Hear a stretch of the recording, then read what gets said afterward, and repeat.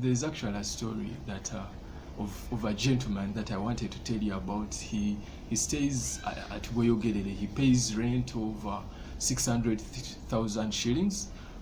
This is a two-bedroom house, and what he does is that he has the last time I checked, he had 65 million in on his unit trust account. He keeps on withdrawing 600,000 shilling from his account, yeah, because it gives you more than that, eh? So he withdraw those returns he gets from there, he withdraws them and pays the landlord. So it's not that he doesn't pay, but the 65 million pays his rent, and yet they are not taken. Just the returns from his 65 million are able to pay his rent. Let's look at my calculator here.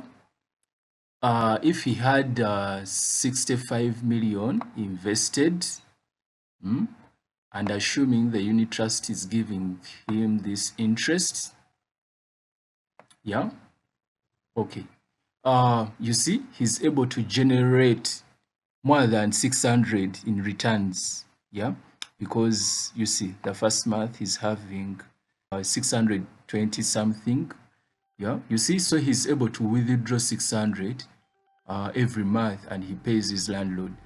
And I'm sure because this following month I'm seeing 1.2 something, yeah?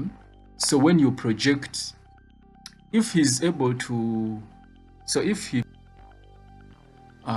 so if he withdraws 600, you see this is negative 600, so every month he's withdrawing 600. And remember, he invested, he has 65 million here.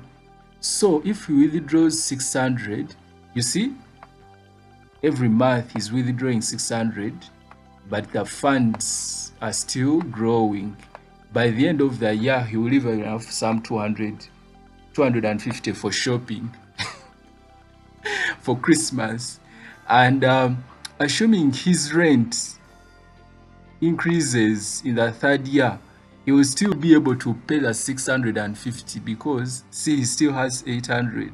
Let's say if the landlord increases to 650, he will still be able to pay his rent. So you see, this is a fund for rent that he has built, and he forgot about rent. So if you're a young professional and you're staying in a house, let's say you're paying 300,000, all that you need is simple math, yeah? Just accumulate roughly 35 million. It will pay you on a monthly basis returns that are more than 300,000 shilling. And so your funds in unit trust will be the one paying rent.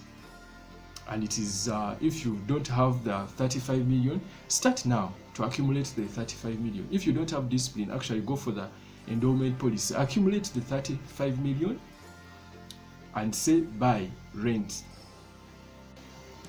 And then you put it on a unit trust, it will give you returns. Yeah, those monthly returns, just withdraw, give the landlord. You can even put, a standing order.